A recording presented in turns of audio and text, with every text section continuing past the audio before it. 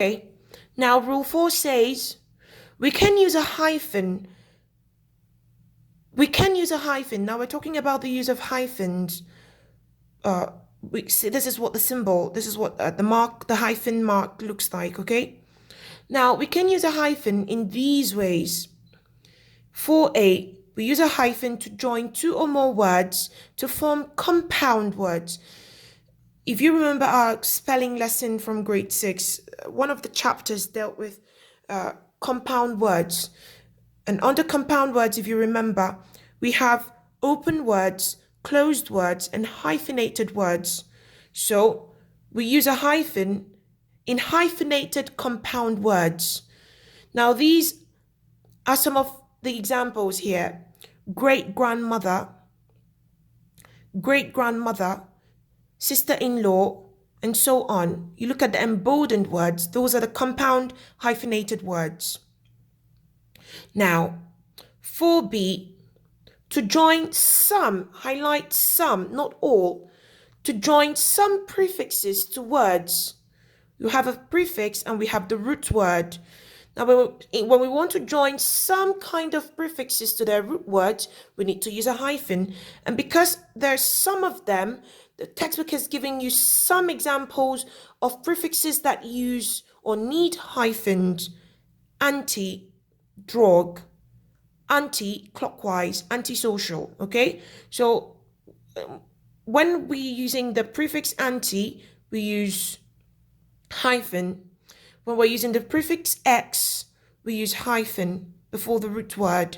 When we're using the prefix self and semi, semicircle, semi-final, semi-skilled, we use hyphen. Remember, I'm going to state a quick exception. Just in case you come across any word, any words with some of these prefixes and they haven't used the hyphen, please don't be taken aback. Remember that in English language, there are general rules and there are exceptions to these general rules. So you can it's possible to come across certain words with some of these prefixes that do not use hyphens, but generally they do use hyphens. Okay, so take note of these 4 prefixes: anti, ex, self, and semi. Now, 4c, we use a hyphen to join the words for fractions and numbers. This one is very common. We already know 28, 35. We use a hyphen between them. 3/4, we use a hyphen. 1/3. These are numbers. The first 2 are numbers. The last 2 are fractions. Now, 4d, we use a hyphen to join 2 or more words to form a single adjective used before a noun to modify the noun. This one, it's not alien to you. I've been stressing on this for the longest time, especially when we're writing essays.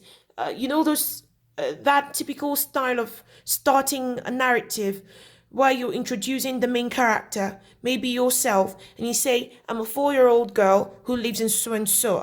You remember now. So, and I use hyphen, and I say I'm using hyphen because I'm using a group of words together as adjectives.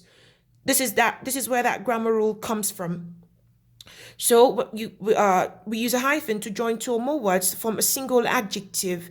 Example: he has a 4-year-old niece. 4-year-old here is joined with hyphens, 2 hyphens, to form one adjective describing niece.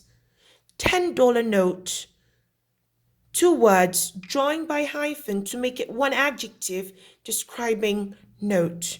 Now that brings us to the end of our lesson on punctuation. Of course, these are not all the punctuations in English language, but these are the 4 that the textbook has decided to teach us today. The first one, a quick recap, comma. The second one, colon.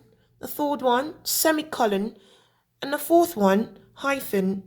And we were able to see how we use these punctuation marks to separate sentences or to separate different parts of a sentence. And by different parts of a sentence, I mean words, phrases, or clauses.